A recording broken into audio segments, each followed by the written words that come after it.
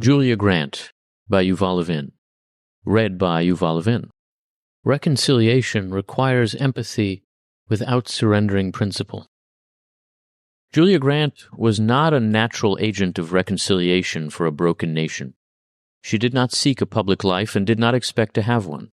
Born in 1826, she was the fifth of 8 children of a successful Missouri merchant and planter who owned more than 24 enslaved men and women.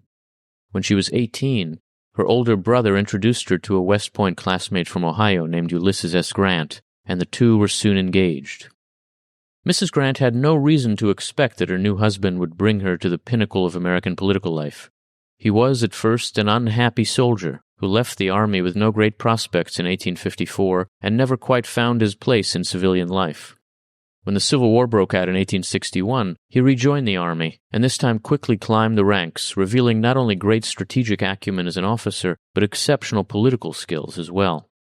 By the end of the war, General Grant was profoundly alert to the challenges that bringing a bitterly divided nation back together would involve, and in his mission of reconciliation, he drew upon his wife's great skills and instincts to balance the pursuit of a just cause with respect for the humanity of a defeated former enemy.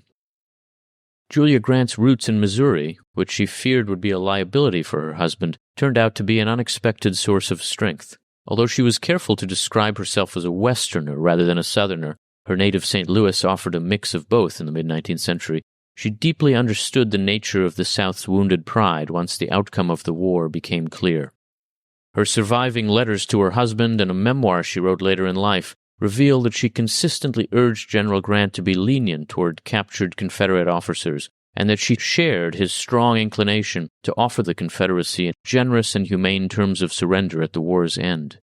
She recounts in her memoirs that she was proud that General Grant had acted with such kindness toward General Lee and his poor, tired soldiers at Appomattox.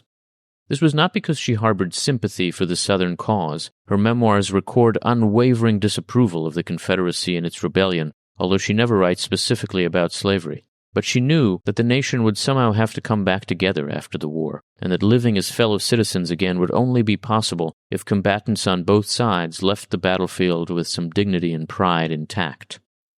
In her memoirs, she recalls a brief conversation she had with Abraham Lincoln in the final days of the war, in which, after Lincoln expressed doubts about the South's willingness to accept terms of surrender, she asked him, "Mr. President, are you not going to make peace terms with them? They are our own people, you know." She recounts Lincoln answering, "Yes, I do not forget that," and then taking out of his pocket a paper detailing the terms the Union had offered. She was shocked that the South had not accepted those terms, telling Lincoln, "Why, what do they want? That paper is most liberal." And Lincoln responded, "I thought when you understood the matter you would agree with us." Contained in that exchange was the core of Julia Grant's understanding of reconciliation. Justice need not require humiliation, and victory need not erase empathy. National healing depended on holding firm to principle while refusing to destroy the dignity of those who had lost. In time, the South did accept Lincoln's terms, and Mrs. Grant welcomed the end of the war with gratitude for the Union's total victory, but also with immense relief for all involved.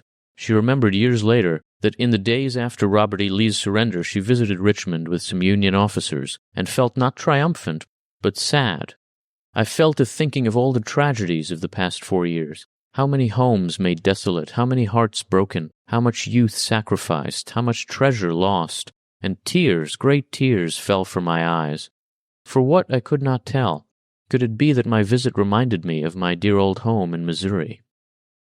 Her husband had not come with them to Richmond, and when she asked him why, she was struck by his answer.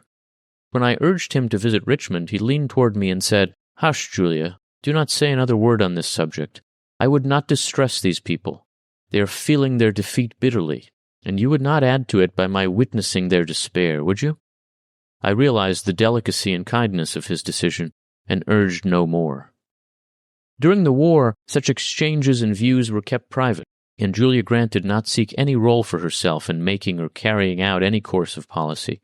But when Ulysses S. Grant was elected President of the United States in 1868, she was thrown into a much more public role, which required her to make concrete decisions about how Southerners should be treated at the White House. On this front, again, her own roots were of great help. She went out of her way to welcome Southern guests and even hosted ex-Confederates at the White House, including officers who had confronted her husband across battle lines, provided they had formally sworn allegiance to the Union. At the same time, she let it be known that Black Americans who called upon her at the White House as guests would be welcome, and she went out of her way to publicly align herself with President Grant's views on the necessity of enforcing the newly ratified 14th Amendment in the South. This balancing act was not just a matter of instinct or tact. Her memoirs make clear that she was keenly aware of her husband's policy orientation toward the South.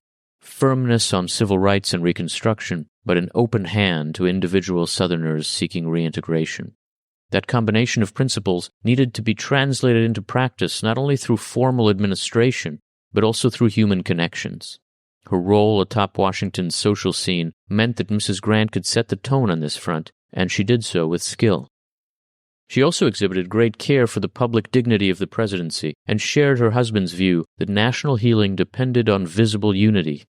She supported President Grant's practice of appearing publicly with former Confederate officers once they had pledged loyalty to the Union, and she went to great lengths to put the wives of those officers at ease in Washington.